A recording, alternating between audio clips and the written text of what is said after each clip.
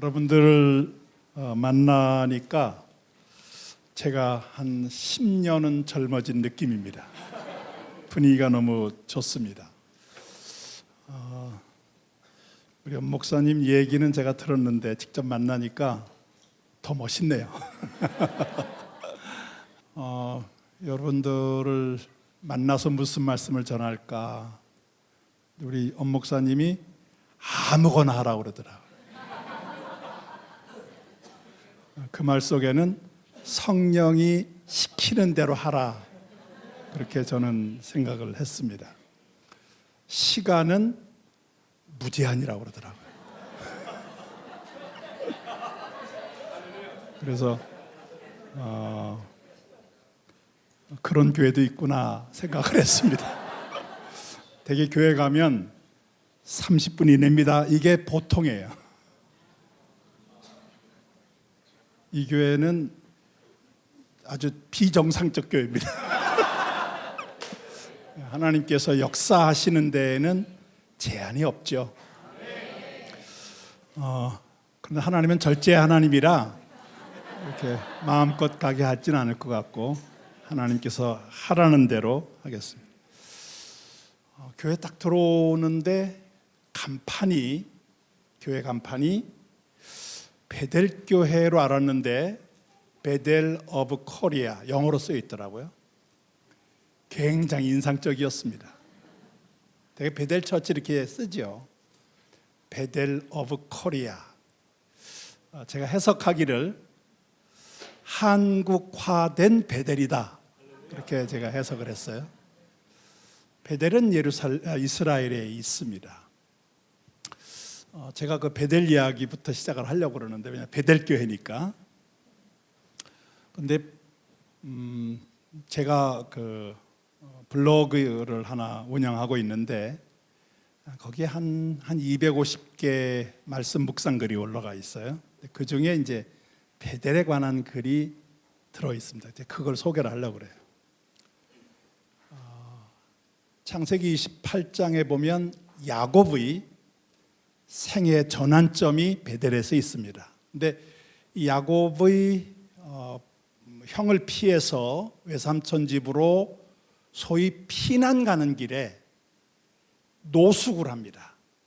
그 장소가 베델인데 이 베델에서의 경험은 세 종류의 돌로 표현이 돼요. 같은 돌인데 세 종류의 돌로 나타납니다. 첫 번째 돌은 돌벽의 돌입니다. 왜 노숙을 했는지, 그 지역에도 마을이 있었을 것이고 그 마을에 가서 하룻밤을 잘 수도 있을 텐데 바깥에서 노숙을 한 것은 어쩌면 그가 가지고 있었던 성격 때문일 수도 있겠고 자기 모습이 초라하니까 구태여 다른 사람에게 드러내고 싶지 않은, 감추고 싶은 마음도 있었을 것이다. 그러니까 하나는 성품적이고 하나는 심리적인 요소도 있을 거다, 그렇게 평가가 됩니다. 노숙하면서 돌 하나를 선택합니다. 지금도 베델 가면 돌밭입니다. 유다산지라고, 유다산지의 한 부분인데 돌이 그렇게 많아요.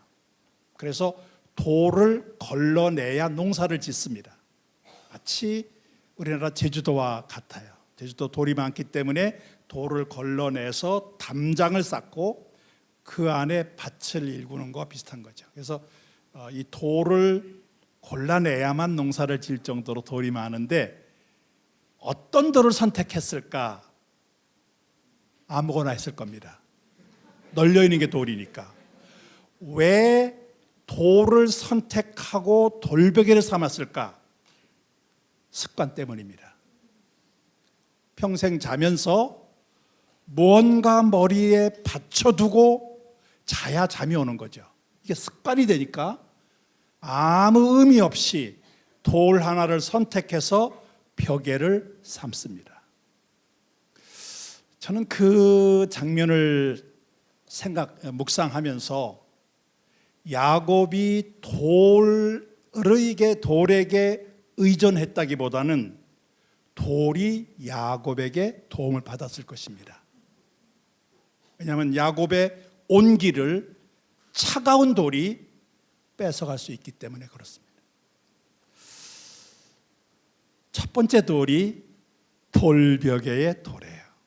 노숙하는 야곱, 돌벽에를 베고 누워 있습니다. 그 돌벽에가 뭘까? 초라한 야곱의 모습 자체입니다. 그는 형을 피해서, 그것도 형을 속인 것 때문에 형의 미움을 받고 도망을 가고 있습니다. 아마 그는 많은 생각이 머릿속에 떠올랐을 거예요. 내가 좀 그때 조금 인심을 써서 그 장자권을 구태여 안 뺏고 그냥 팥죽 한 그릇 줬더라면 이런 일을 안 당했을 때 그런 어떤 자책도 있었지 않았을까 생각이 듭니다. 저는 이 돌벽에가 야곱의 초라한 모습이고, 그 돌벽에를 베개 삼아 누워있는 야곱에게 찾아온 것은 그의 마음의 회한, 후회스러움, 그리고 부모를 떠나서 피난길을 가고 있는 자기의 모습, 앞으로 무슨 일이 일어날지 아무도 모르는 불확실성의 미래, 이런 것들이 한꺼번에 몰려올 수 있었다고 생각합니다. 이 돌벽에는 회개의 돌이기도 합니다.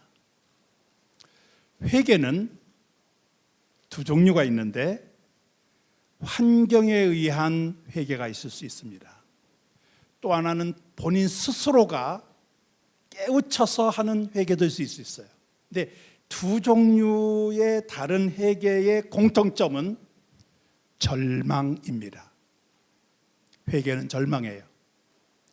인간이 할 수 있는 일이 막힌 것이 절망입니다. 그게 회개입니다. 우리가 중생할 때 이 절망을 경험합니다. 그게 회개예요. 더 이상 우리에게 희망이 없어요. 죄 문제 앞에 우리는 더 이상 우리를 의존할 수가 없습니다.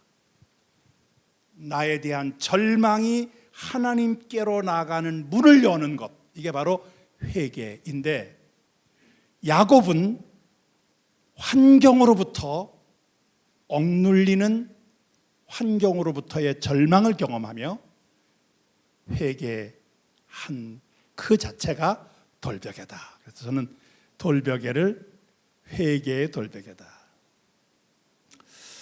여러분 가운데 환경에 밀려서 신앙으로 오신 분들 계실 거예요. 그런데 그런 환경 속에서 신앙을 시작했다 하더라도 우리에게 스스로 자기 자신의 절망을 경험하는 것은 신앙생활은 너무나 중요합니다. 순간순간마다 하나님 없는 우리의 삶이 얼마나 절망적인가 하는 것을 고백할 수 있는 베델 돌벽에가 되시기를 바랍니다. 하나님께서는 하늘 문을 여시고 야곱으로 하여금 하나님의 살아계심을 경험하게 합니다. 그래서 하나님의 천사가 사닥다리를 오르내리는 놀라운 경험을 하게 합니다. 그 위에 하나님이 계시고 그 하나님과 야곱 사이를 천사들이 오르락내리락 하는 이 환상의 꿈을 꿉니다. 이것은 절망의 돌벽에 한 야곱에게 그 회개를 받아주시고 하늘 문을 여신 것입니다. 그러나 아침에 눈을 떴을 때 야곱이 했던 하나님을 향한 행동은 돌벽에를 세우는 것이었습니다. 물론 거기에는 하나님이 여기 계시다라고 하는 신앙 고백이 담겨져 있습니다. 그리고 그 위에다가 기름을 부었습니다. 이것을 세운 돌이라고 하는데 히브리어로는 맛제바라고 합니다. 맛제바는 세운 돌이에요. 돌을 세우면 맛제바가 되는데 그 맛제바는 기도처를 의미하고 가장 기본적인 예배 처소입니다. 그래서 이스라엘에 가면 이 맛제바를 박물관 같은 데서 쉽게 볼 수 있습니다. 그걸 모아놓고 그 맛제바를 이렇게 전시해 놓고 있는 걸 볼 수 있어요. 이게 바로 기도처 예배처소예요. 야곱이 하나님을 만나는 이 놀라운 경험을 한 다음에 그가 한 일은 맛제바 돌을 세워서 기도처 예배처를 삼은 거예요. 거기에 신앙 고백을 담습니다. 하나님이 여기 계시다. 그게 베델입니다. 그리고 기름을 그 위에 붓습니다. 이 기름이 이게 뭘까? 감람유예요. 야곱에게 기름이 있었어요. 한 통의 기름이 있습니다. 여행자면 모두가 가지고 다니는 구급약품입니다.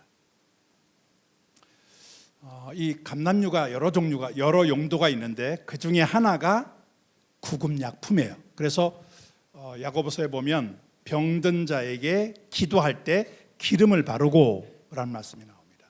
기름이 구급약품입니다. 이제 온 길보다 가는 길이 훨씬 더 많아요. 예산천 집에 가려면. 그런데 그 많은 길을 걸어가야 될 앞으로를 내다보면서 본인이 가지고 있던 구급약품을 붓는다고 하는 것은 하나님께 자기의 삶을 맡기는 것입니다. 더 이상 내가 내 삶의 위험을 내가 관리하지 않겠다는 거예요. 하나님께 맡긴다는 거예요. 그래서 기름을 부은 것입니다. 이거는 자기 삶을 하나님께 맡긴다는 표시입니다.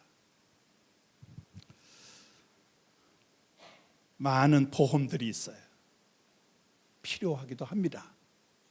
그러나 그런 모든 것 위에 하나님 보험이 없이는 의미가 없습니다. 야곱이 하나님께 보험을 든 거예요. 하나님이 이제는 나의 인도자이십니다.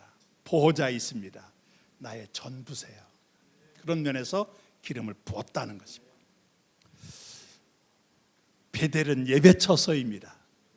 거기에 하나님께 대한 신앙 고백과 여러분의 삶을 하나님께 부어드리는 결단이 필요한지 모르겠어요. 야곱은 그 앞에서 기도를 합니다.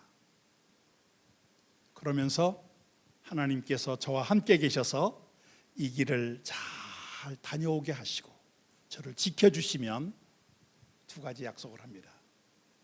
10분의 1을 하나님께 드리겠습니다. 두 번째, 이 돌이 성전 기둥이 될 것입니다. 저는 이 세 번째 돌, 첫 번째 돌은 절망의 돌, 돌벽에 회개의 돌, 두 번째 돌은 신앙 고백을 담은 기도의 돌, 예배의 돌이라고 하면 세 번째 돌은 서원의 돌입니다. 하나님께 서원하는 거예요. 그 서원은 이 돌이 성전 기둥이 될 것이다. 여러분 모두가 성전을 떠받치는 기둥들인데 세 번째 돌이 바로 여러분이라고 믿습니다. 베델 오브 코리아라는 우리 영어 번역을 보면서 하나님께서 이 베델의 세 돌, 이 세 돌은 우리가 항상 잊지 말아야 될 신앙의 아주 중요한 근거입니다.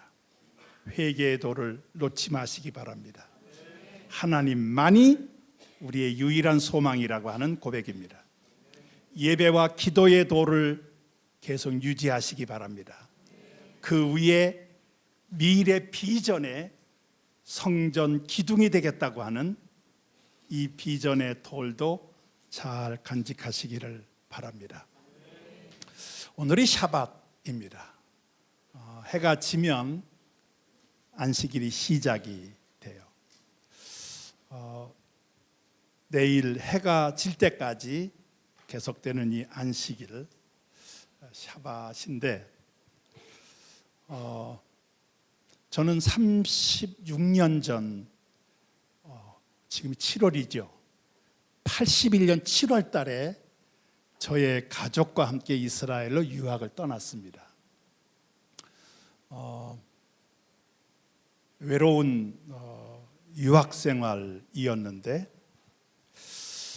그런데 이 유학 생활이, 이스라엘에서의 7년 동안의 유학 생활이 저에게는 너무나 소중한 경험이었어요. 그래서 이스라엘의 빚을 많이 진 사람입니다. 그래서 누가 이스라엘에 관련해서 뭐 부탁을 하면 거절하는 것을 내가 죄 짓는 것처럼 생각이 들어요. 하나님께서 제게 주신 이스라엘로 인하여 주신 이 축복을 어떻게 갚을까, 뭐 그런 마음이 늘 저의 짐이 되고 있는데, 그 비교적 이른 시간에, 빠른 시간 안에 이스라엘에 가서 유학을 할 수 있었기 때문에 제게 온 많은 유익이 있습니다. 그 유익 중에 하나가, 제가 서울신학대학교 교수로 초빙이 된 것입니다. 학교에서 구약 교수가 필요해서 이렇게 서칭을 하는데 안테나에 딱 걸린 게 저였는데, 제가 아니라 이스라엘이 걸렸어요. 당시에 이스라엘에서 공부한다고 하는 것은 좀 특별한 것이었습니다. 그런데 이스라엘이 걸린 거죠. 제가 거기에 함께 있었던 것이죠. 그래서 요즘 같으면은 말도 안 되는 일인데 면접도 안 보고 제가 이력서도 안 썼던 것 같아요. 오라고 그러는데 제가 그때 논문 쓰고 있었거든요. 못 간다고 그랬어요. 근데 세게 나오면 상대방이 귀하게 여겨요. 저는 무식해서, 잘 몰라서, 이게 뭔지를 몰라서 아무것도 모르는 거죠. 그래서 세게 나갔는데, 그 당시 총장님이죠. 학장님이 전화하고, 제 교수님이 전화 먼저 하셨고, 총장님이 하시고, 이사장님이 전화하시고, 교단 어른 두 분이 전화를 하세요. 그래서 저는 이게 뭔가, 그러다가 이제 지도교수하고 상의를 했더니 가는 게 좋겠다. 지도교수는 교수로 정식으로 초빙되는 거가 너무 기뻤던 거예요. 왜냐하면 그 당시 히브리 대학에서 박사학위를 해도 갈 데가 없습니다. 지금 우리나라 상황과 비슷한 거죠. 제자 하나가 이게 논문도 아직 다 쓰지 않았는데 교수로 오라고 그러니까 이분은 그걸 내다보고, 저는 그게 중요하지 않았어요. 논문 쓰는 게 더 중요했지. 근데 이분이 제 눈을 확 열어줘, 가라. 그렇게 이제 하고 방학 때 나와서 나하고 원격 조정으로 계속 하자. 그래서 이제 조금 늦게 논문을 제출했는데, 하여튼 어떻든 간에 왔습니다. 너무나 큰 축복이죠. 정년 퇴임까지 했으니까 너무나 큰 쪽을 받았어요. 두 번째는 은퇴하고도 할 일이 너무 많은 거예요. 이스라엘과 관련해서. 그러니까 이스라엘에 제가 공부했다는 그것 때문에 이스라엘에 관련된 이런저런 연관된 일을 제가 맡겨주셨고, 또 제가 방금 소개한 대로 내년이 이스라엘 독립 70주년인데 우리나라 정부 수립 70주년과 맞물려 있죠. 근데 거기에 관련해서 책을 쓰는데 너무 즐겁습니다. 행복하고, 그리고 마음의 빛을 갚는 그런 어떤 과정이기도 하고 그래서 너무 행복한데 그것도 너무 감사한 거예요. 저는 오래 사는 것도 중요한데 그보다 더 중요한 것은 할 일이 있도록 사는 거예요. 어떻게 보면 내가 할 일이 있다고 하는 것 자체가 큰 축복이다. 그리고 할 일이 있는 사람은 하나님이 데려가지도 않으시고 오히려 건강의 복을 주세요. 그래서 장수의 복과 건강의 복은 할 일이 있는 사람에게 주어지는 거다, 그렇게 생각을 하는데 저에게 그 복이 주어져 있습니다. 너무 감사한 거죠. 또 하나는 제가 그 가장 중요한 성경 구절 대라고 하면은 몇 가지가 있는데 그 중에 제 1번이 우선순위가 고린도후서 4장 16절입니다. 혹시 아세요? 그 내용이 뭔지? 겉사람은 낡아지나 속사람은 날로 새로워진다. 이 말씀을 이스라엘에서 제 말씀으로 받아들였습니다. 경험에 의한 거예요. 이스라엘 가서 사는데 예루살렘 공기가 너무 좋습니다. 예루살렘은 주변에 공장이 아무것도 없어요. 그래서 공기가 깨끗합니다. 더군다나 유다 광야가 바로 옆에 있죠. 그러니까 이 사막 광야가 건조하면서도 깨끗하거든요. 산후의 동네고. 아침마다 창문을 확 열면 신선한 예루살렘 고기가 확 방 안으로 들어옵니다. 그게 얼마나 상쾌한지 몰라요. 근데 창문을 딱 열면 앞에 바라보이는 게 예루살렘이에요. 순간 내가 왜 여기에 있지? 이 생각이 드는 거예요. 내가 예루살렘에 있구나. 야, 이런 축복을 내가 받다니. 그러니까 상쾌한 아침 공기와 함께 내가 예루살렘에 있음에 대한 감격이 저를 압도하는데 이게 멈추지를 않는 거예요. 매일매일 한 달이 지나고 1년이 지나고 7년 내내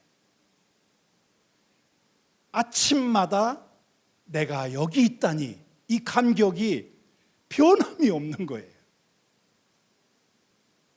그런 경험 속에서 날마다 새롭게 하시는 하나님, 고린도서 4장 16절을 제게 준 말씀으로 삼았습니다. 그러니까 이거는 그냥 제 그 예루살렘에서 살면서 제게 주어진 축복의 말씀인데, 그래서 제 블로그의 제목이 날마다 말씀 따라 새롭게입니다.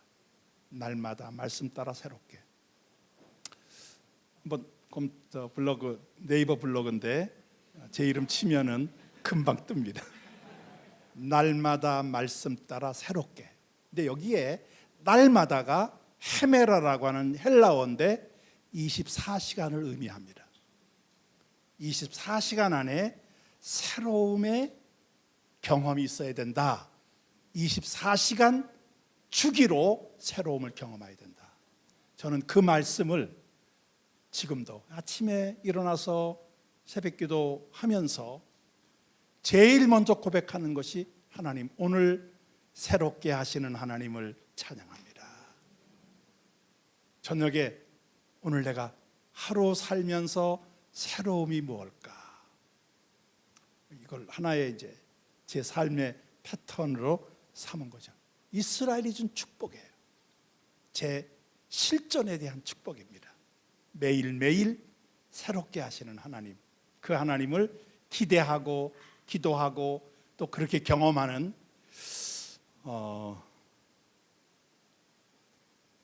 매년 가족 캠프가 있는데요. 지금은 다 이제 세 자녀가 결혼해 나가 있는데도 가족 캠프를 합니다. 근데 한 15년 전으로 기억해요. 막내가 중학생 때였으니까 여름 캠프 주제가 우리 집에서 누가 제일 젊은가, 이게 주제다 그랬더니 막내가 금방 반발하더라고요. 나 아니야? 그러더라고요. 그래서 제가 부제를 붙였어요. 미래 비전의 건강성이 젊음의 증거다. 정말 그 가족 캠프에서 이 주제를 다뤘습니다. 각자 미래 비전을 내놓고 고백하고 또 그것에 대한 자기의 포부를 이야기하는 시간이었는데 제가 밀리지 않았던 것만 말씀드리고 싶습니다. 저는 지금도 밀리고 싶은 생각이 없어요.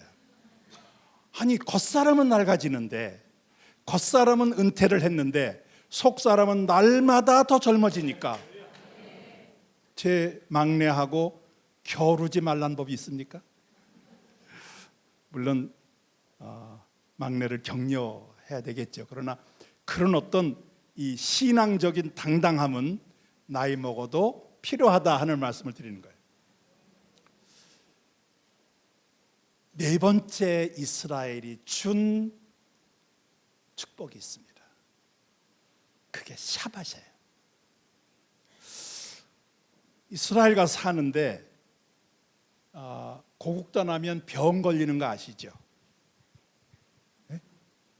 고국을 그리는 병입니다. 그래서 지금 한 500만, 4,500만이 미국에 살고 있는데 우리 교포들이 다 병 걸린 사람들이에요. 고향을 그리는 병.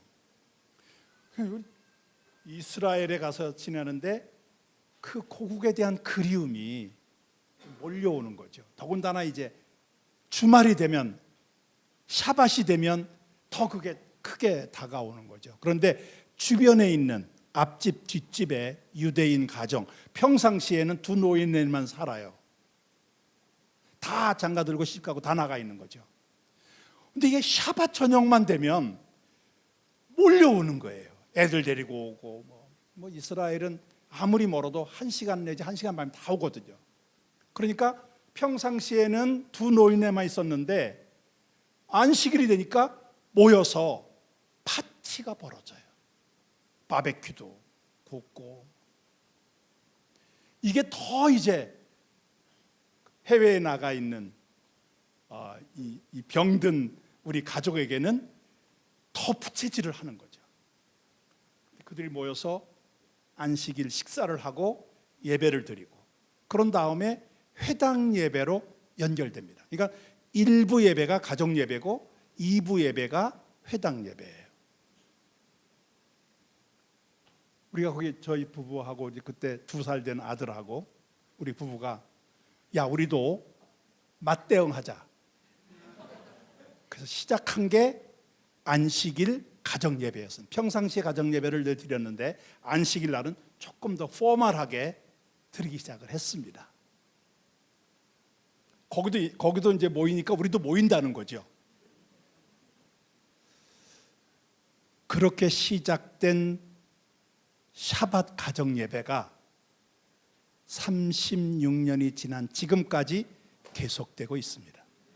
저희 집에 너무나 큰 축복의 가정 신앙 전통이 됐어요.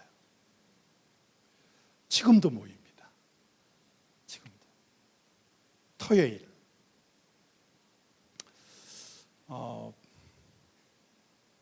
제가 하나 팁을 드리면요, 유대인 가정은 평상시에는 평범한 식사를 해요. 많이 안 먹이는 거예요. 안식일이 되면 2배로 식사량이 늡니다. 아이들이 어떻게 할까요? 기다리는 거예요. 이게 바로 축제입니다. 우리 설날 기다렸죠, 옛날에. 그날 되면 옷 얻어 입고 양말 얻어 신고 그다음에 고기 먹는 날. 이게 설 추석이었잖아요. 요즘에는 너무 잘 먹이니까 설 추석이 안 기다려 이제 안 기다려져. 유대인들은 오랜 역사 속에서 안식일 날 잘 먹이는 거예요. 그래서 목요일이 시장 보는 날입니다. 이스라엘에서는 특히 마하네 예후다라고 예루살렘 야시장이 있거든요. 혹시 이스라엘 가실 기회 있으면은 마하네 예후다 한번 가보세요. 특히 목요일 날 가면요 그냥 꽉 찹니다. 근데 이 목요일 날 시장 보는 날인 이유는 그날 시장 보고 금요일 날 저녁에 식사 준비를 하기 때문에 그런 거예요. 저는 지혜라고 봐요. 아이들에게 그날을 기다리게 하는 거죠. 식사를 통해서 아이들에게 기대감을 갖게 하는 지혜가 아닌가. 한국에 돌아와서 이제 아이들이 성장하면서 요거 제가 적용을 시켰어요. 어떻게 적용을 시켰냐면 식사를 하고 난 다음에 후식을 먹잖아요. 후식을 먹는데 그 후식을 하루 전날 주문을 받았어요. 너 뭐 먹고 싶으냐? 신청하라. 그러면 안식일 우리 그 가정 예배 때 준비했다가 예배 마친 날 먹는다. 제가 그걸 활용한 거죠. 아, 신난 거죠. 막 적어내요, 막 적어내. 근데 한국에 지금도 막 그 비슷한데 과일 값이 그렇게 비쌀 수가 없어요. 이스라엘 과일이 상당히 쌌는데 그러니까 애들이 이제 뭐 희한한 것도 막 요청하는 거예요. 그래서 요청하는 대로 다 적어서 준비해서 이제 예배 마친 다음에 나눴죠. 효과가 있었습니다. 문제는 돈이 많이 들어가는 거예요. 그래서 제가 가정 예배 드리면서 가정 예배 설교가 이 부모에게 준 절호의 기회예요. 아이들을 잘 가르칠 수 있는. 그래서 성경 말씀을 잘 선택해 가지고 제때 나는 과일을 먹는 게 건강에 좋고 성경적이고 하나님 원리다. 그 설교를 했어요. 그다음부터는 제철 나는 과일만 적어내도록. 요즘 같으면 복숭아라든지 수박이라든지 뭐 이런 거죠. 재미있는 에피소드입니다만은 그런 노력이 필요하다는 생각에. 저희는 세 자녀가 아들 하나에 딸 둘인데 결혼 승낙을 받으러 올 때에 저희 부부는 자녀들이 선택한 배우자 감을 우리가 거부할 이유가 없다. 그래서 다 그냥 받아줬고 단 하나 조건이 붙었어요. 토요일 날 예배드리러 올 수 있는가? 그 하나는 꼭 확인을 했습니다. 그리고 지금 결혼 승낙받으러 와가지고 거기에 노할 사람이 누가 있어요? 다 예스죠. 막내 사위가 좀 머리가 있는 것 같더라고요. 허락받고 난 다음에 다음 주부터 와도 돼요 그러더라고요. 그러니까 결혼 전에 오겠다는 거예요. 지금 서기 노릇을 합니다. 카톡으로 뭐 준비 사항 뭐 이런 거. 재미있죠. 저희 교단에 그 성결 신문이라고 교단지가 있는데 일주일마다 나오는 교단지가 있는데 그 기자가 이 소식을 듣고 저희 집에 와서 저녁 식사부터 해가지고 예배 드리는 것 전체를 동행 취재를 해서 기사가 난 적이 있습니다. 그래서 저희 집에 아주 그런 자랑스러운 샤밧 가정 예배, 그 다음 날 주일 예배 전에 저희는 뭐 설 추석 그렇게 의미가 없어요. 왜냐하면 매주 모이니까 그거는 이제 또 다른 의미를 가지지만 그런 저는 우리 가정에 준 너무나 중요한 유산을 이스라엘에서 받았다 그런 생각을 하고 다른 어떤 것보다도 자녀들이 매주 만나서 신앙을 나누고 기도 제목을 나누고 하는 이것이 너무나 소중한 저희 집의 자산이다 그런 생각을 해서 그러고 보면 제 뭐 그냥 인터뷰도 없이 이력서도 없이 교수 됐죠. 거기에 날마다 새롭게라고 하는 실존적 하나님 앞에서의 저를 세우는 그런 귀한 말씀을 제가 허락받았고, 은퇴 후에도 할 일이 있는, 이스라엘에 할 일이 있는 그 과제를 제게 주어졌고, 가정은 안식일마다 모이는, 지금은 안 모이면 이상할 정도로, 이게 습관이라는 게 다른 그 저희 동료 교수들이나 다른 집에서 그 얘기 들으면은 왜 그거 가능해요? 그렇게 물어요. 물론 어려움이 있을 수 있습니다. 그러나 어떻게 하느냐에 따라, 저보고 30분 설교 이내 하라고 하는 교회가 있는데 제한 없이 하라는 데도 있잖아요. 하기 나름이죠. 하기 나름이에요. 어떻게 하느냐가 결정을 합니다. 여러분이 선택이에요. 한번 시도해 보시기 바랍니다.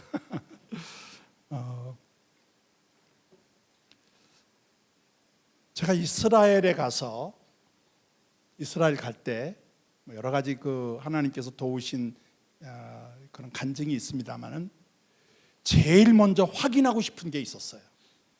그게 도대체 유대 민족이 누구이기에 2000년 나라 없이 살다가 나라를 세웠는가. 그게 저한테 너무 궁금했습니다. 그래서 도착해가지고 같이 어울려 지나면서, 친구를 사귀면서 점검을 하는 거예요. 특별한 게 뭐가 있나, 같이 공부하면서. 시간이 지날수록 특별한 게 없어요. 저는 히브리어를 하나도 공부 못하고 간 사람인데,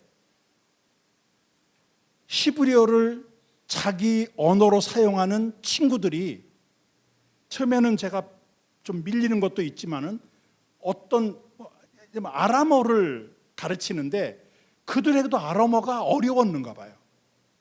그런데 저는 뭐 아람어나 히브리어나 다 어려운 거 마찬가지인데, 하여튼 시키는 대로 한 거죠. 외우라면 외우고, 숙제하라면 하고, 시험 이렇게 한다면 그렇게 공부하고. 근데 이 이스라엘 친구들도 아람어가 어려웠던가 봐요.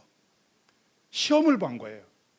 아람어 문법 시험을 중간에, 그게 이제 그 탈무드 공부하면서 문법 시험을 봤는데, 시험을 보고 나서 그 다음 시간에 탈무드 가르치는 선생님이 온 다음에 저를 이렇게 세우더라고요.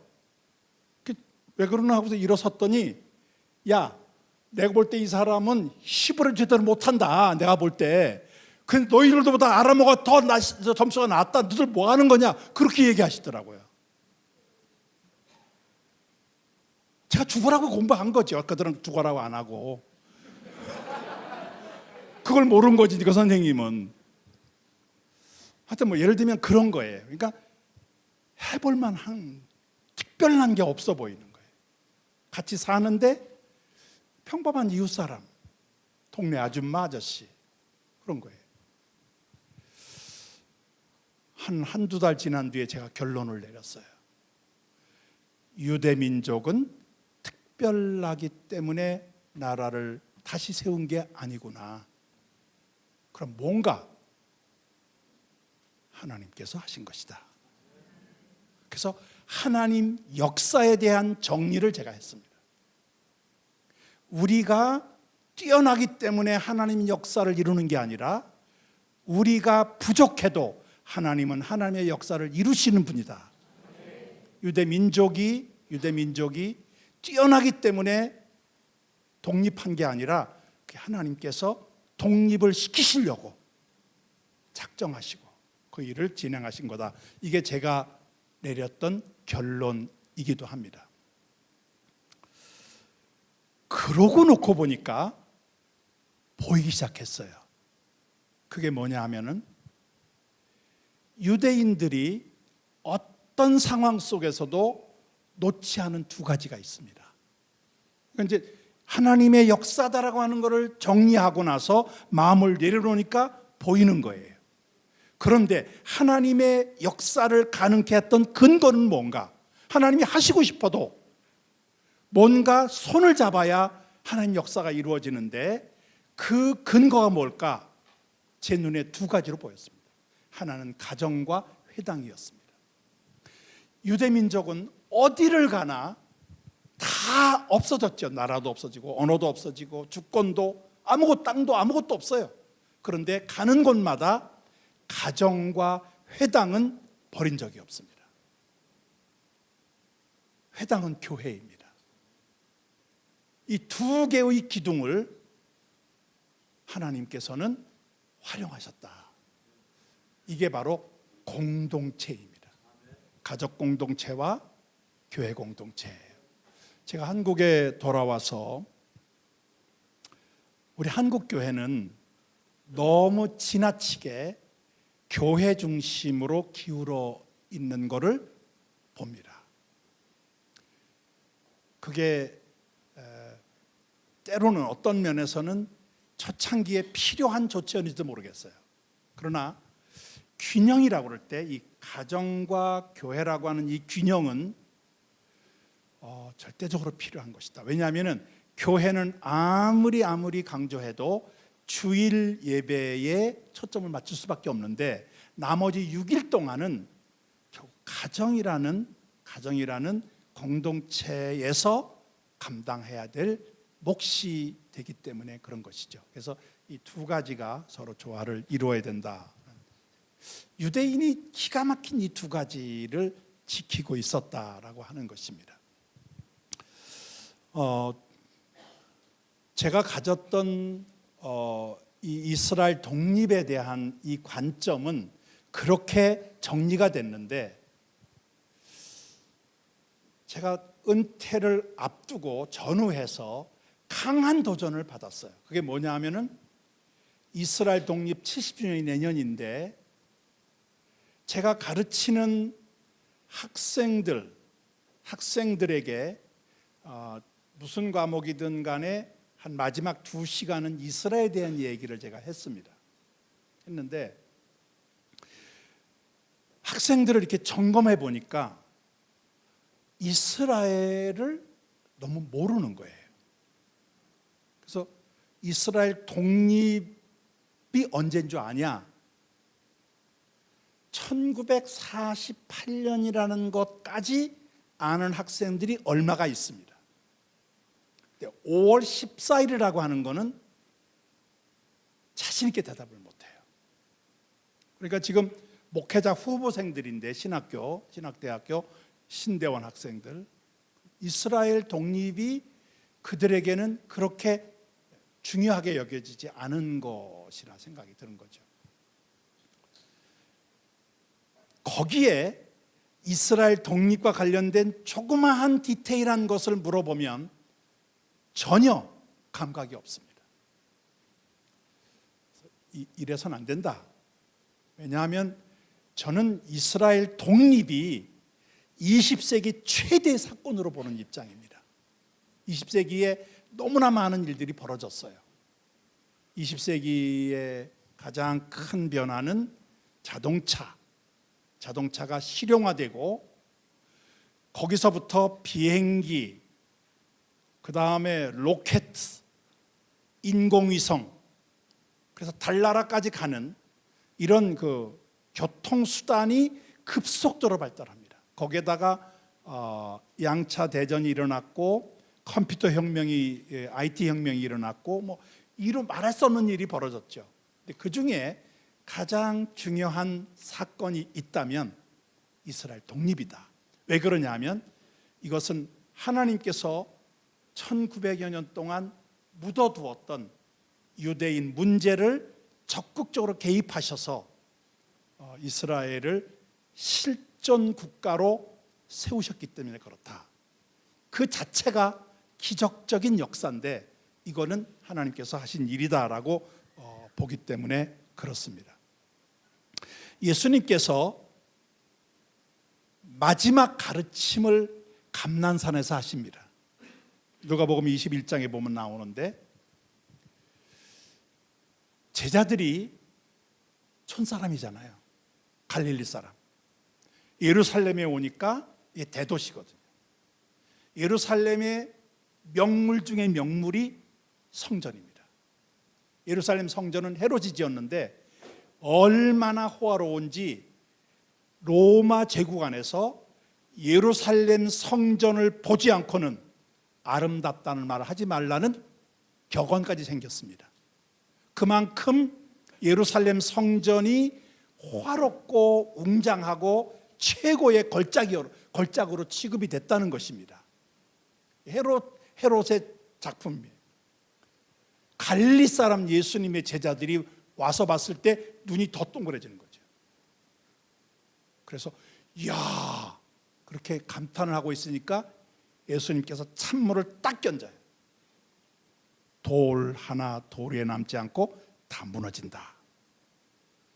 제자들이 쑥 들어갑니다. 이야, 대단하다 하고 이제 감탄을 하는데 거기다가 찬물을 딱 견져요. 그리고 제자들과 함께 기드론 골짜기를 건너서 감난산 위로 올라갑니다. 그리고 감난산 위에서 예루살렘 성전이 바라보이는 바로 그곳에서 예수님께서 마지막 가르침을 주시는데, 그 이후로 겟세마네 동산에서 기도가 있었고 잡히셨고 이렇게 하는 과정에서 다 흩어지거든요. 그러니까 마지막 제자들을 가르치는 자리예요.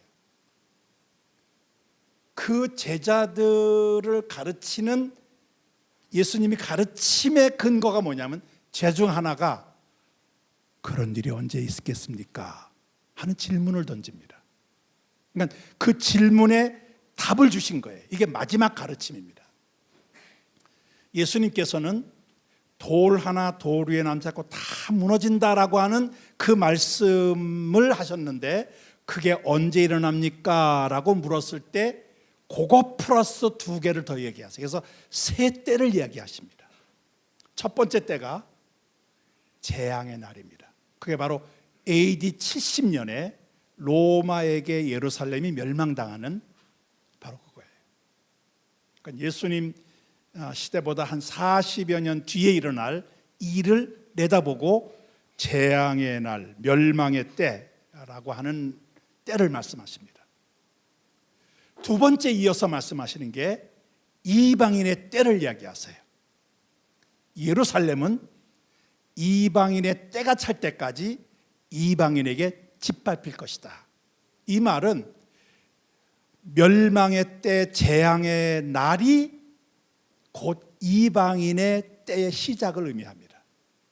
그 이방인의 때가 시작되어서 그것이 끝나는 때가 언제냐? 예루살렘이 회복되는 때, 그때까지가 이방인의 때라는 말씀이세요. 세 번째 때가 재림의 때를 말씀하세요. 인자가 구름을 타고 다시 오는 재림의 날, 그날을 말씀하십니다. 그러니까 3가지 말씀을 하시는데 멸망의 때, 이방인의 때, 재림의 날 이렇게 말씀하시는데요. 이 말씀이 모두 예수님 당시에 제자들에게는 미래에 일어날 사건들입니다.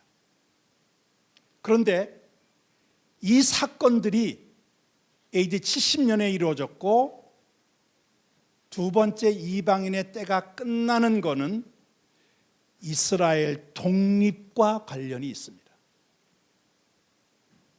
그 독립으로 시작되는 이방인의 때의 마감은 예수님의 재림과 직결되어 있어요. 이 3가지는 서로 묶여 있는 것이에요. 묶여 있는 것이에요. 그런 관점에서 예수님께서 하신 3때가 그 중심점에 이스라엘 독립이라고 하는 게 들어있다. 예수님 당시 때 제자들은 모두가 미래의 사건인데 우리는 하나는 먼 과거의 사건이고 또 하나는 가까운 과거의 사건입니다. 그렇다면 재림의 날이 가깝게 다가오는 때를 살고 있는 것이죠.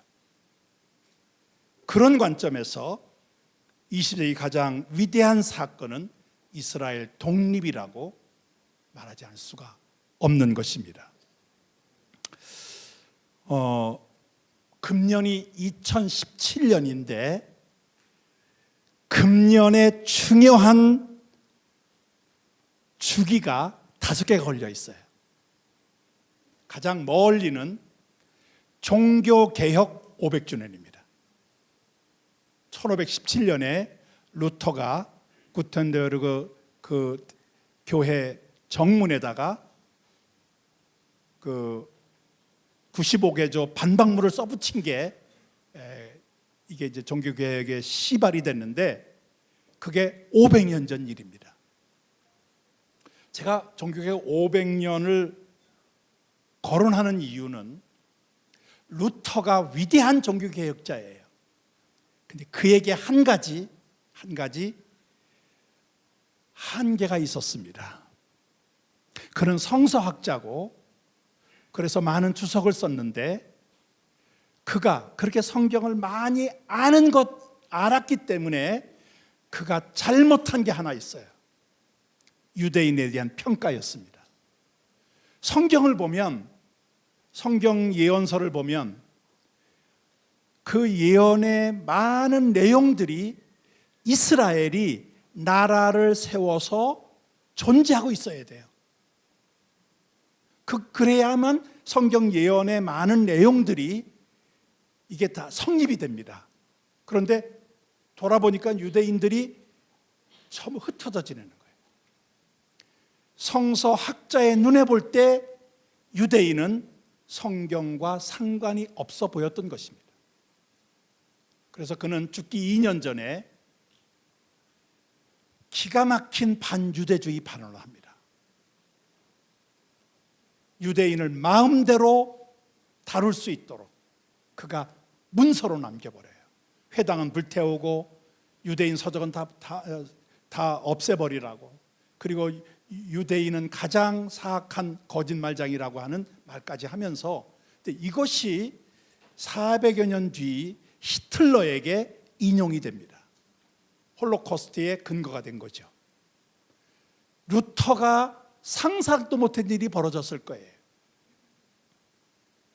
만약 루터가 오늘 우리가 사는 시대에 살았다면 그는 가장 강력한 시온주의자가 됐을 것입니다.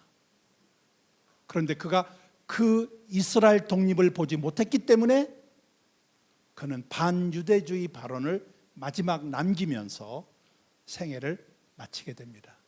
결점이 된 거죠. 금년 10월 31일이 500주년인데 독일에서는 종교개혁 500주년 기념회 여러 행사들이 있는데 그중에 이제 500주년 기념 컨퍼런스가 있습니다. 국제 학술 대회가 있는데 5가지 주제를 선정했다고 합니다. 그중에 하나가 이스라엘입니다. 다시 말하면 500주년이 지난 후 루터는 이스라엘 문제와 관해서 비판받게 된다는 것이에요. 그러니까 비판적 접근을 하겠다는 거예요. 루터에 대해서. 이게 바로 500주년을 지나면서 우리가 경험하고 있는 현실입니다. 그런 점에서 우리는 그 점에 관한 한 루터가 보지 못한 것을 보는 행복한 시대의 사람들입니다. 두 번째는 시온주의자 총회가 바젤에서 열렸는데 금년이 100주년이 되는 해예요. 1897년에 열렸습니다. 120주년이 되는 해고, 세 번째는 이스라엘 독립의 법적 근거가 되는 발포와 선언이라고 있습니다. 영국 외무부 장관이 이스라엘의 팔레스타인 땅에 이스라엘 국가를 건립하는 것을 영국이 적극적으로 도와주겠다고 하는 그런 선언문인데 100주년이 됐어요. 1917년에 나왔습니다. 1차 세계대전 끝나기 1년 전에 나온 전해에 나온 문서입니다. 유엔이 이스라엘 독립안을 가결을 1947년에 하는데 70주년이 됩니다. 6.1 전쟁을 통해서 예루살렘을 회복된 지 50년이 되는 해, 1920 67년에 6.1 전쟁으로 세 번째 날 예루살렘이 회복됩니다. 6.1 전쟁 한복판에 6.1 전쟁 중에 세 번째 날 예루살렘이 회복되는 50주년이 되는 해다. 그래서 희년이라고 되게 얘기를 합니다. 금년이 그렇게 중요한 해라고 하는 것 기억할 필요가 있겠습니다.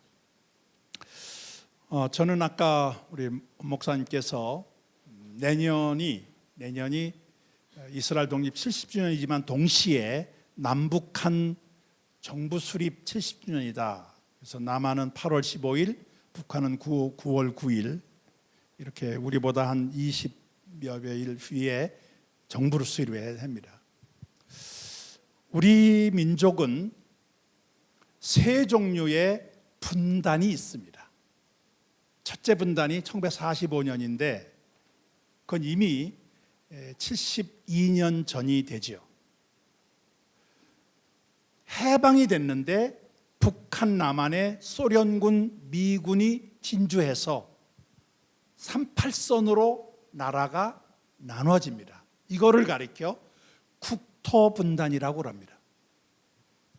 48년에 남북한 단적 정부가 세워짐으로 인해서 체제 분단이 일어납니다. 1950년 6월 25일부터 53년 7월 27일까지 그러니까 어제가 종전일입니다.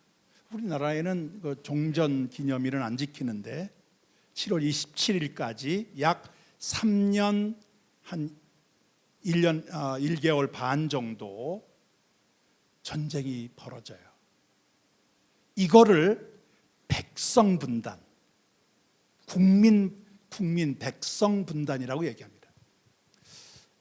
국토분단, 체제분단, 백성분단 이 세 단계를 거쳐서 우리나라가 완전히 다른 체제로 나누어졌는데 저는 이 세 분단 가운데 한가운데 있는 체제 분단이 중요하다라고 봅니다.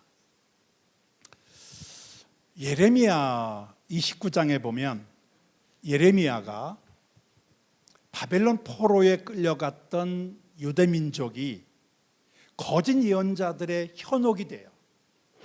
거짓 예언자들이 2, 3년 내에 하나님이 우리를 돌아가게 하신다고 한다.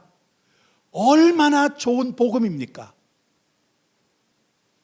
그런데 그것이 퍼져나가면 바벨론 포로에 있는 사람들 사이에 퍼져나가면 민중들이 움직일 거 아니겠습니까? 2, 3년 안에 돌아간다 하는 여론이 돌면 그게 적발되면 바벨론에게는 반항의 표시입니다. 바벨론 정권에 대한 바벨론 통치에 대한 거부로 받아들일 수 있어요. 그러면 모두가 몰살당하는 거예요. 여기에 하나님께서는 예레미야를 통해서 편지를 쓰게 하셔서 70년 동안은 하나님께서 바벨론에 머물게 하신다고 한다 하는 이 메시지를 전달합니다. 그러면서 거기에 정착해서 70년을 살아야 된다. 그러려면 텃밭도 만들고 집도 짓고 자녀들을 낳아서 결혼도 시키고 심지어는 너희들이 사는 그 지역의 도시들의 평안을 위해서 기도하라. 그들의 평안이 곧 너희들의 평안이다. 이렇게까지 얘기합니다. 그러면서 예레미야 29장에서 마지막 결론이 뭐냐면 하나님의 생각은 평강이지 재앙이 아니다. 미래와 희망을 주는 것이다. 이게 메시지입니다. 70년이 차면 돌아오게 하는데 이 70년 동안은 재앙처럼 보이지만 그게 오히려 평안이다. 70년을 내다보면 미래와 희망을 갖는 것이다. 이렇게 이제 말씀을 합니다. 그래서 들뜬 분위기가 가라앉으면서 바벨론 포로민들이 안정을 찾습니다. 이게 이제 예레미야의 70년 예언인데 저는 우리 민족에게 이 바벨론 예레미야 70년 예언이 성취되기를 기도해야 된다. 그것이 우리에게 직접 주어진 말씀은 아닌데, 그런데 그 말씀이 우리 민족에게 적용되도록 기도하는 것은 하나님 막지 않으신다. 다니엘 9장에 보면 다니엘이 예레미야의 책을 읽습니다. 당시에 그 성경이라는 게 흔한 게 아니지 않습니까? 그래서 다니엘이 아주 귀하게 예레미야의 그 예언을 읽는 거예요. 감동을 받습니다. 그래서 그는 70년 회복을 놓고 기도해요. 자기 민족을 위한 회개 기도를 합니다. 우리 민족에게 회개 민족을 대신해서 회개한다는 기도를 금식하며 기도를 합니다. 하나님께서 그에게 가브리엘 천사를 보내셔서 새로운 미래 비전을 전달해 주세요. 그게 뭐냐면은 70일의 예언입니다. 그러니까 70년 예레미야 70년 예언을 놓고 기도했던 다니엘에게 하나님께서는 70년 예언의 성취를 물론이고, 그렇잖아요.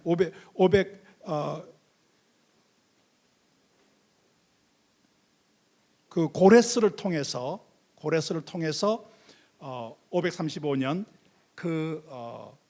돌아가라고 하는 귀한 영이 내려지는 게, 그리고 돌아와서 515년에 성전을 짓는 게 다 합치면 70년입니다.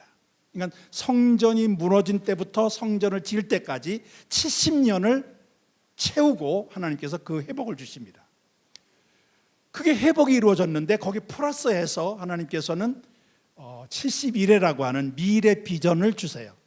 저는 그거를 우리 민족에게 적용하면, 우리가 예레미야 70년 예언을 붙잡고 기도하면 하나님께서 우리에게 다니엘의 기도 응답처럼 70년 예언과 함께 플러스 알파의 축복을 주실 수 있다고 하는 그런 어떤 새로운 깨우침을 또 가진 적이 있습니다. 제가 예레미야 70년 예언과 관련해서 말씀드리고 싶은 게, 사람의 연수가 70년이요 강건하면 80년이라는 말이 나옵니다. 그러니까 70년이 한 사람의 수명과 관련이 있고요. 그 다음에 이제 그 이사야 23장에 보면 한 왕의 연한이 70년이란 말이 나옵니다. 그래서 이 한 왕의 연한은 한 시대의 연한을 70년으로 보는 거죠. 근데 묘하게도 소련이 공산주의가 소련에서 시작되는데 1917년에 공산주의가 시작이 되는데, 이 공산주의가 끝난 게 1991년입니다.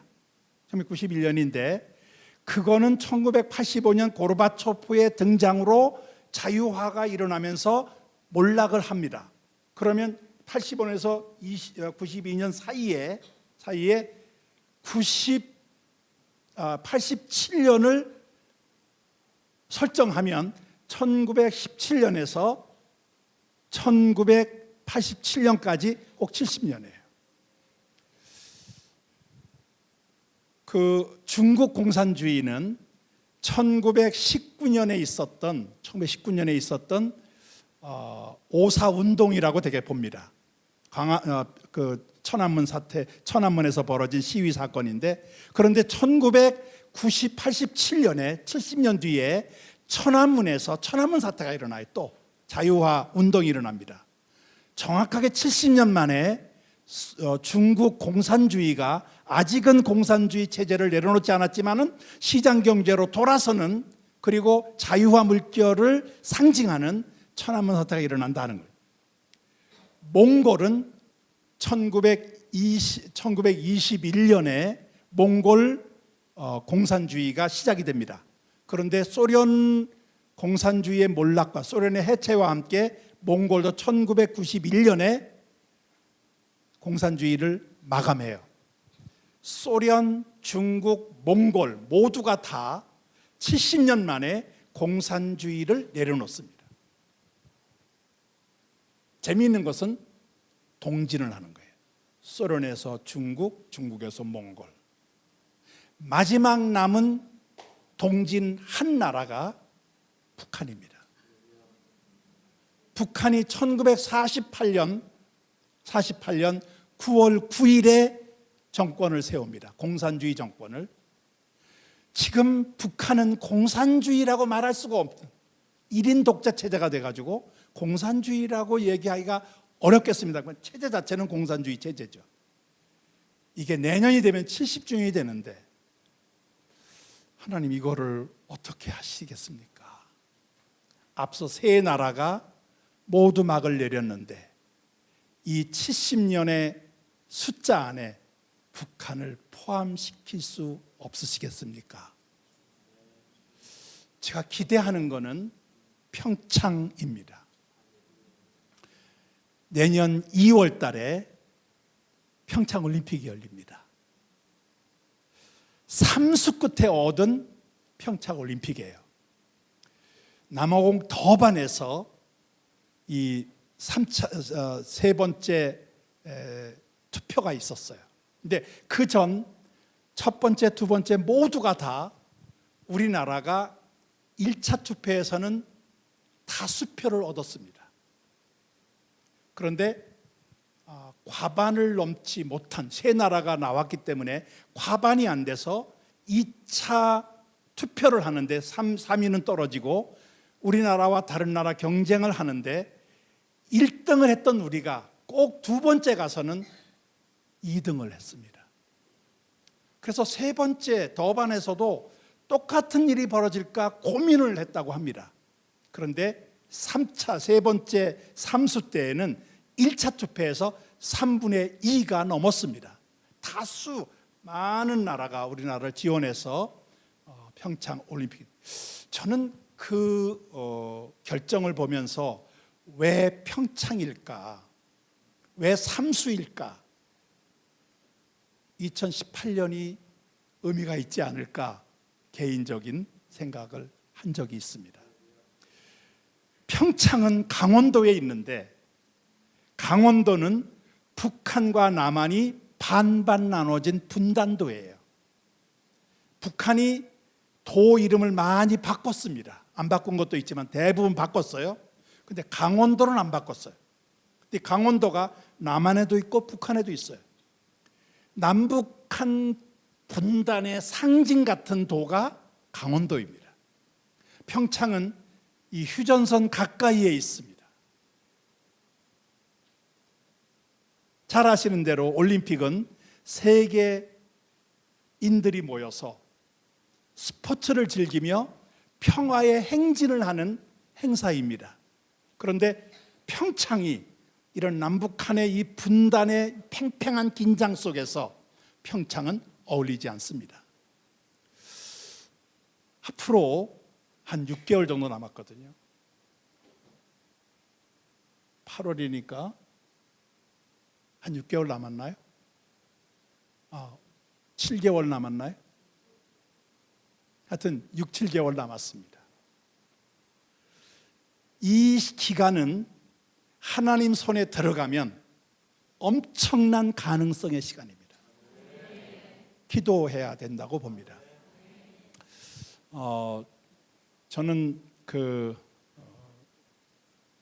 하나님께서 우리에게 이런 분단의 아픔을 주셨는데 그거는 영적 댐처럼 우리의 역량을 모으기 위한 것이다. 그래서 이게 열리기만 하면 북한이 열리면서 그 막혔던 댐이 열리면서 이것이 이어질 것이 땅끝을 향한 예루살렘을 향한 마지막 하나님께서 우리에게 맡겨준 선교적 사명이다라고 믿습니다. 통일은 우리에게 대박입니다. 통일이 없는 한 우리는 한 발짝도 더 이상 나아갈 수가 없습니다. 통일이 되면 우리나라의 모든 한계를 극복하고 지금의 이 경제 성장이 다시 한번 점프할 수 있는 너무나 좋은 하나님의 축복의 기회입니다. 하나님께서 이 축복을 우리에게 주실 터인데 그 축복과 연결되어 있는 것이 이스라엘에 관한 우리의 사명이라고 보고, 그래서 이 통일은 우리에게 줄 하나님의 축복이라면 이스라엘을 향한 마지막 땅끝을 향한 우리의 선교적 사명, 이것은 우리가 해야 될 과제다. 그래서 축복과 과제는 동전의 양면입니다.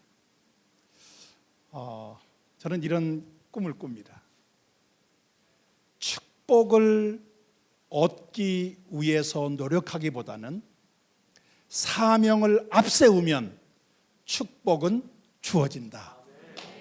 이게 바로 마태복음 6장 33절인데, 너희는 먼저 그의 나라와 의를 구하라.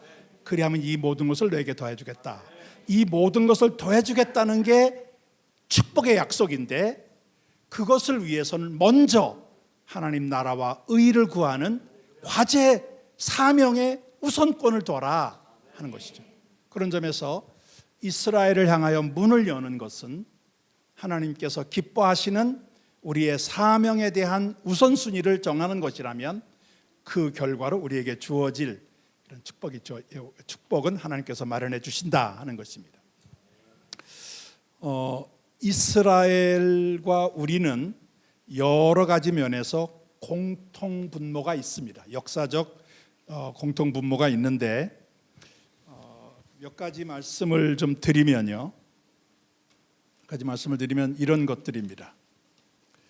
두 나라가 모두 1948년에 독립을 합니다.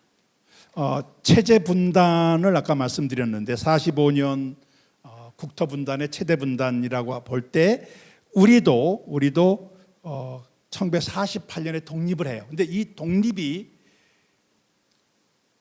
2차 대전 이후의 독립입니다. 유엔 회원국이 2차 세계대전 끝나고 나서 유엔이 결성될 때 57개국이었습니다. 그럼 지금 거의 한 200여 개 나라가 회원국인데, 그러면은 거의 100여 개, 140여 개 나라가 2차 대전 이후에 생겨난 신생국들입니다. 특히 아프리카는 1960년대 나라라고 불릴 만큼 1960년대 대거 독립을 합니다. 하여튼 1차 세계대전, 2차 세계대전 이후에 대부분의 나라가 독립을 했는데, 이 독립한 나라 가운데 선진국에 진입한 딱 두 나라가 있습니다. 하나가 이스라엘이고 또 하나가 대한민국이에요. 근데 이 두 나라가 모두 자원 부족 국가입니다.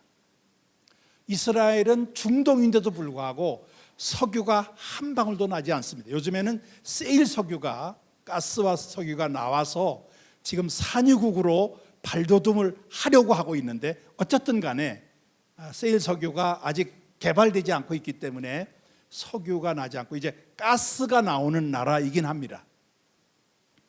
그동안 자원부족 국가라고 하는 열악한 환경을 가진 두 나라가 선진국에 진입을 했습니다. 독립 이후에 주변국들과 갈등에 시달리고 있는데 우리도 마찬가지죠. 우리 4대 강국이라고 얘기하는 게 전부 우리를 넘보는 세력들입니다. 우리를 도와줄 세력이 어디 있겠어요? 우리가 스스로 지켜나가야 될 수밖에 없습니다. 단일 민족성을 강조하는 것도 마찬가지예요. 대개 나라가 언어가 공통으로 쓰는 언어가 있고 다른 언어들이 10가지, 20가지, 30가지가 있는 나라들이 대부분입니다. 우리는 단일 민족, 한 언어를 가지고 있어요. 이스라엘도 마찬가지예요. 단일 민족이고 여러 나라에서 왔기 때문에 쓰는 언어가 다르긴 한데, 그러나 히브리어가 한 언어로 통일이 됐습니다. 그런 점에서 비슷한 거죠. 두 나라 모두가 다 거대한 디아스포라 해외 교포들을 가지고 있어요. 아마 이스라엘과 우리가 한 700만 정도 된다고 그렇게 보는데, 이스라엘은 지금 1,400만 중에 650만이 이스라엘에 있고 나머지 750만이 해외에 있는 것으로, 그러니까 거의 비슷한 규모가 됩니다. 한국은 남북한 통일 문제가 있습니다. 이스라엘은 조금은 유가 다르지만 유엔이 독립안을 가결할 때 두 나라 안을 가결했어요. 팔레스타인 안에 이스라엘국, 유대인국, 아랍국을 세운다. 두 나라 안을 마련했는데 아랍은 거부하고 이스라엘은 받아들입니다. 그래서 전쟁이 난 거예요. 지금 이스라엘은 이 투 스테이트, 원래 유엔이 결정했던 투 스테이트, 두 나라 안을 여전히 안고 있습니다. 우리는 남북한의 분단을 통일하는 문제가 있다면 이스라엘은 아랍국과 공존하는 문제가 있기 때문에 우리와 비슷한 상황이다 하는 것입니다.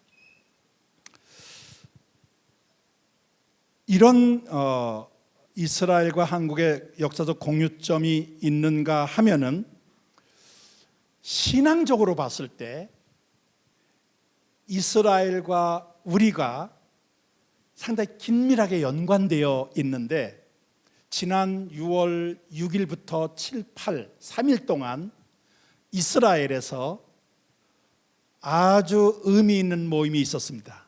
저는 이스라엘 신학 포럼 대표로 참석을 했는데 한국에서 한 20여 명이 참석을 했습니다. 이스라엘 크네셋 국회에서 조찬 국가 기도회가 열린 것입니다. 이스라엘 사람이 참여하는 게 아니라 53개국에서 560명의 기독교 대표자들이 모였습니다. 이스라엘 리블린 대통령의 초청이었어요.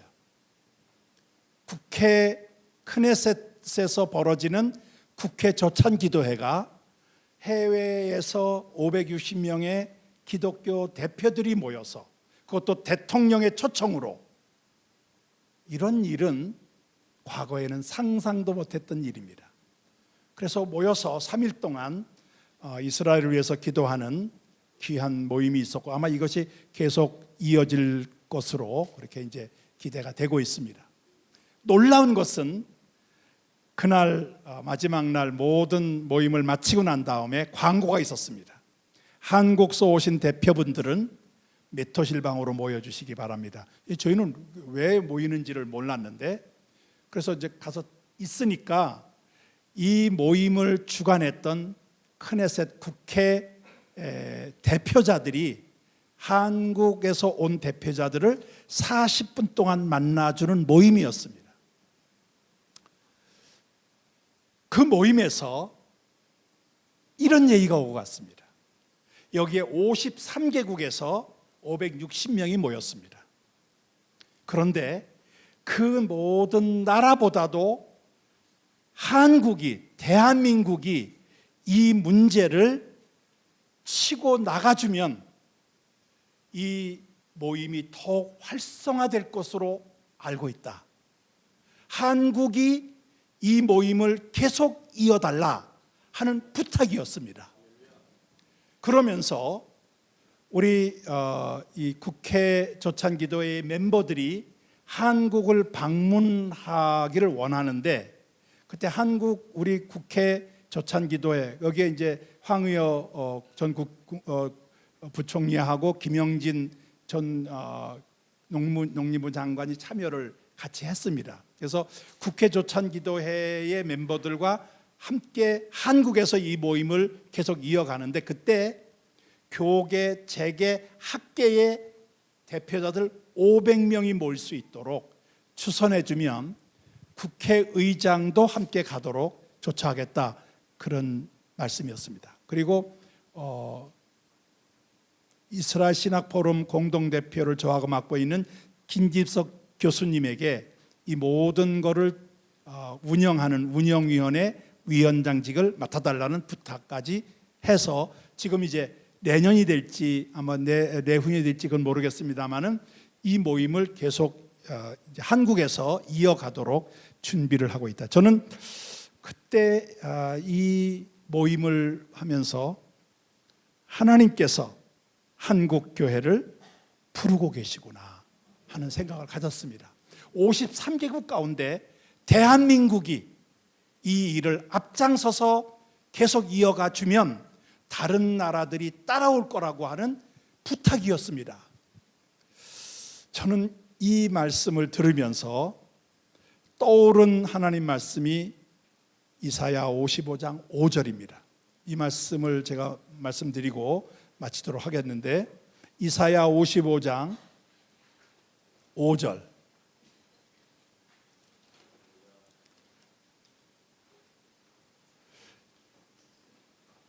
제가 읽겠습니다. 보라, 내가 알지 못하는 나라를 내가 부를 것이며 너를 알지 못하는 나라가 내게로 달려올 것은 여호와 내 하나님 곧 이스라엘의 거룩하신 이로 말미암음이라. 이는 그가 너를 영화롭게 하였느니라. 자, 여기에서 내가 알지 못하는 나라가 어디일까 하는 것이에요. 히브리어로 안다는 말은 야다하입니다. 이 말은 경험적으로 안다는 것을 의미해요. 인포메이션은 아닙니다. 경험적으로 안다는 거예요. 그러면 내가 알지 못한다는 말은 내가 경험적으로 함께 살지 않은 나라를 뜻합니다. 다시 말하면 유대인 공동체가, 디아스포라가 없는 나라예요. 그게 내가 알지 못하는 나라예요. 지금 현재를 기준으로 봤을 때 세계에 한 200여 개의 나라가 있어요. 그 나라 가운데 유대인 공동체 디아스포라가 없는 나라가 많습니다. 그런 나라가 많아요. 근데 저는 2017년을 기준으로 봤을 때 여기에 내가 알지 못한 나라는 무의미한 나라가 아니라 의미 있는 나라, 정치적으로 경제적으로 다른 나라로부터 귀한 나라라고 인정받는 나라, 그 기준을 제가 정한 거예요. 유대인 공동체가 없으면서 정치적으로 경제적으로 세계 리딩 그룹에 들어가는 나라 어딜까? 유럽은 100%입니다. 유대인 공동체가 없는 나라가 없어요. 북미, 남미 100%에 없는 나라 없습니다. 아프리카 없는 나라 있어요. 그러나 큰 나라, 이집트나 남아공이나 이런 그런 나라들은 다 있습니다. 단지 신생국가들, 그런 나라는 없어요. 거기는 제가 제외를 시켰다고 말씀드렸습니다. 오세아니나 다 있습니다. 남은 게 아시아인데 아시아에서 중동은 다 있어요. 중동 지역은 아랍 지역인데도 불구하고 유대인 공동체가 다 있었어요. 다 이스라엘로 이민을 와서 없는 곳도 있지만 그래도 남아 있습니다. 그렇다면은 동남아시아, 그다음에 우리가 있는 동북아시아 이쪽인데 이 나라 가운데 정치적으로 경제적으로 리딩 그룹에 들어가는 나라가 4나라 있습니다. 인도, 중국, 일본, 대한민국에. 제가 지금 지우기 전략을 쓰는 거예요. 다 지우는 거예요. 이렇게 지우는 거. 그런데 4나라 가운데 3나라는 유대인 공동체가 있습니다. 대한민국만 없어요. 저는 이번에 국회 조찬기도의 마지막 날 그들의 입에서 내가 알지 못하는 나라를 내가 부를 것이라는 예언의 성취를 보았습니다. 그들이 대한민국이 이 모임을 주도해서 해나가달라, 그거는 우리를 부르는 부름이었습니다. 이제 우리가 할 일은 내가 알지 못하는 나라가 내게로 달려올 것이다. 저는 이 말씀이 알지 못한 나라를 부르고 알지 못하는 나라가 달려가고 이런 단순한 이야기가 아니라 이 뒤에는 그렇게 선택되고 부름받은 나라가 달려가기만 하면 하나님의 축복이 보장되어 있다는 말씀이 이 안에 담겨 있다고 믿습니다. 우리에게 그런 축복의 중요한 결정적 시간이 다가오고 있습니다. 저는 평창 올림픽을 이런 관점에서 하나님께서 그냥 두시지 않을 거라는 확신이 있습니다. 앞으로 7개월 남았는데 이 기간 동안에 하나님께서 어떻게 하실까? 어떤 결정적인 사건이 일어나지 않아도 그걸 계기로 뭔가 새로운 전환점은 마련해 주실 수 있다. 그런 확신이 있습니다.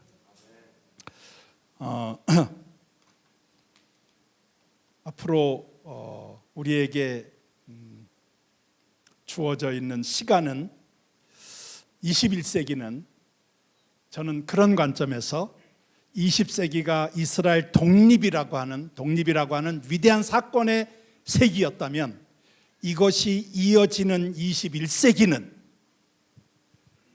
이스라엘 중심 세기가 될 것인데 이스라엘이 중심을 이루어서 하나님 역사를 이루어가는 세기가 될 텐데 거기에 대한민국이 겹쳐져 있다. 어떻게 겹쳐져 있는가? 이스라엘은 하나님의 부름받은 대상입니다. 우리는 바로 그 이스라엘을 통해서 하나님께서 하나님의 축복을 여신, 구원의 역사를 여신 이방인들입니다. 우리는 이방인들이에요. 이스라엘 외에 다른 민족을 이방인들이라고 부릅니다. 거기에는 200여 나라가 있어요. 그런데 대한민국은 그 중에 이방인 중에 대표 주자입니다. 왜냐하면 그들이 우리를 부르고 있기 때문에 그렇습니다. 여러분들이 이런 미래 비전을 가지고 정말 우리가 이방인의 대표 주자로 거기에 적합한 신앙적 자세를 유지하는 게 너무 중요하다. 하나님께서 큰 그림을 그리시는데 그 그림에 우리가 그 선두에 서도록 그렇게 하고 계시다. 아까 저를 소개할 때 이스라엘 독립과 관련된 7가지 미스테리온, 그러니까 하나님께서 하시는 놀라운 역사 7가지 이를 통해서 이스라엘 독립이 가지고 있는 하나님 역사의 관점을 우리 한국교회에 제가 제시하려고 하는데 그 7가지가 시온주의, 이스라엘 독립으로 나아가는 시온주의, 120년 전에 바젤에서 열렸던 제1차 시온주의 회의 헤르첼에 의한 그 회의가 미스테리입니다. 그것이 일어난 자체가 미스테리예요.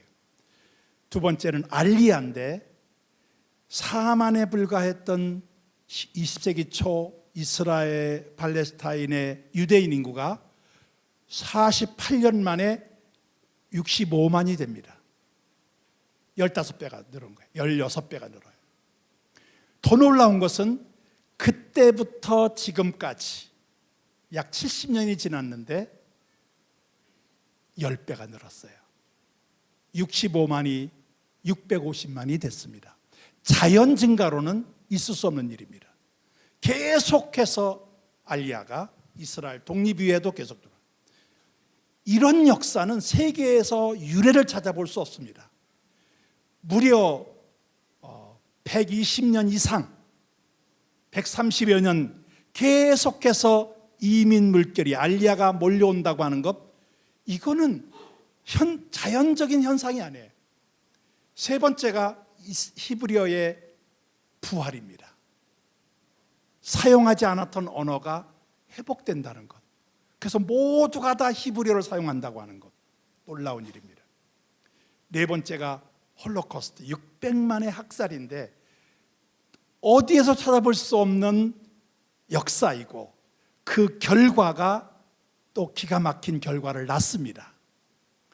다섯 번째가 아까 말씀드렸던 유엔에 의해서 이스라엘이 독립안이 가결되는데 소련과 미국이 손을 잡는 이해할 수 없는 일이 벌어져요. 거기에는 이제 이미 미국과 소련이 냉전 시대에 들어가서 이스라엘 독립에 딱 한 번 손을 잡고 그 이후로는 손을 잡아본 적이 없는, 해체될 때까지 이런 일 자체가 이게 미스테리입니다. 여섯 번째가 예루살렘 회복인데, 독립전쟁과 6.1전쟁에서 독립전쟁에서는 서부 예루살렘이 회복되고 6.1전쟁에서는 나머지 동부 예루살렘까지 회복되는, 이것도 놀라운 역사입니다. 마지막 일곱 번째는 70년대 미국에서부터 시작된 예수 믿는 유대인 운동이, 메시아닉 유대인 교회가 급성장을 합니다. 지금 현재 이스라엘에는 그 메시아닉 신학교가 세워져 있는데, 이스라엘 칼리지 오브 더 바이블이라고, 그 학교에 지금 학생들이 공부를 하고 있는데 200여 명의 학생이 있습니다. 여러분, 놀라운 것은 그 가운데 30%인 60명이 아랍 크리스찬들입니다. 나머지 140명이 유대인입니다. 유대인과 아랍 크리스찬들이, 미래 목회자들이 같은 대학에서 훈련을 받는 일이 이스라엘에서 벌어지고 있어요. 소위 원 뉴맨, 유대인과 이방인의 하나됨을 그 학교가 보여주고 있는 것이죠. 놀라운 일들이 벌어지고 있다. 그래서 이스라엘의 독립이 갖고 있는 그 함의를, 역사적인 함의를 우리가 좀 보는 게 좋겠다 하는 생각에서 지금 작업을 하고 있습니다. 아무튼 오늘 저는 여러분에게 이런 말씀을 드립니다. 저에게 이스라엘은 제 생애의 전체와 맞바꿀 만한 의미 있는 곳이었어요. 그렇게 축복을 제가 받았습니다. 그거는 이스라엘을 제가 찾아갔기 때문에 얻은 결과예요.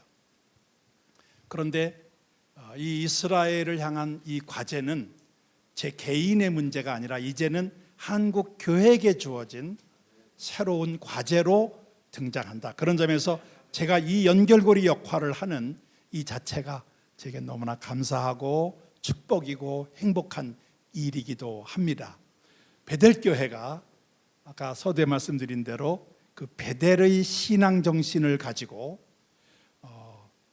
늘 회개의 돌베개를 놓지 않으시고, 그 다음에 기도와 예배의 기름 부음을 놓지 않으시고, 거기에 미래 성전을 이루는, 이 성전은 이방인과 유대인과 이방인이 하나 되는 참교회의 회복일 것인데, 우리가 이방교회의 대표주자로 부름을 받았다고 하는 것, 우리 베델교회를 통해서 하나님께서 이루어 가시는 놀라운 사역이 되기를 주의 이름으로 축원드립니다.